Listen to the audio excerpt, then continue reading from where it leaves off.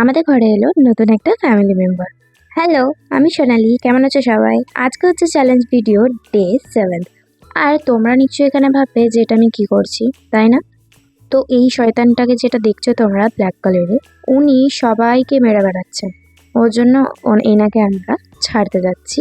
আর কোনো কিছু করবো আর সেটাতে কোনো কিছু খারাপ হবে না, সেটা কি আজ অব্দি কোনো দিন হয়েছে?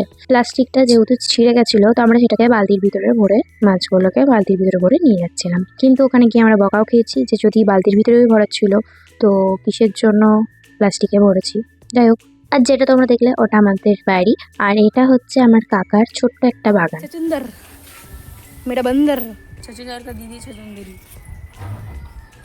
ওর সাথে মজা করতে যাই, ঘুরে ফিরে আমারই মজা হয়ে যায়। যাই হোক, কিন্তু তাও আমাকে কেই বা ইয়ে করবে। ওকে আমি একটু জ্বালাচ্ছিলাম, ও একটু ক্যামেরা চাই, কিন্তু তারপরেও আমি ওর ভিডিওতে নিচ্ছিলাম। আর এই রোদে যে আমরা যাচ্ছি এটাই অনেক বড় ব্যাপার। আর এটা হচ্ছে আমার বাবার দোকান। যাই হোক, তো তারপরে আমরা দোকানে চলে এসেছিলাম।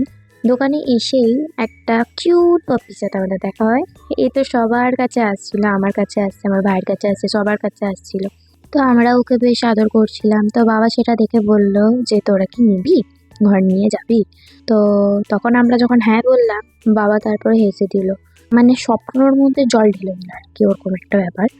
আর এটা যেহেতু অনেকবারই হয়েছে ওর জন্য আর কিছু বললাম না। আর এই শয়তানটাকে যেটার জন্য আমরা এখানে ছেড়ে যাচ্ছি, ও ওখানে গিয়েও সেই জিনিসটাই করছে। ওর যে বড় মাছের সাথে ও মারপিট করতে চাইছে, মানে ও একাই ওখানে রাজত্ব করবে। তো তারপরে আমার একটা বই কেনার ছিল, তো আমি বই কিনতে চলে গেছিলাম। আর বাবার একটা কাজ ছিল, তো বাবা আমাদেরকে ওখানেই দাঁড় করিয়ে নিজের কাজটা করতে গেছিলো। আর এই মন্দিরটা ঢোকার আমার অনেক দিনের ইচ্ছা, কিন্তু কোনোদিন আর কি যেতে পারিনি। কিন্তু ঠাকুরের এমন কি বলবো, ভাইয়ের আজকে জলতৃষ্ণা পেয়েছিল আর আমরা সেই মন্দিরে গিয়ে দেখছিলাম জল আছে কিনা। পর ভাইয়েরও একটা বই কেনার ছিল, তো সেই বইটা কেনার পর আমরা চলে গেছিলাম মিষ্টির দোকান।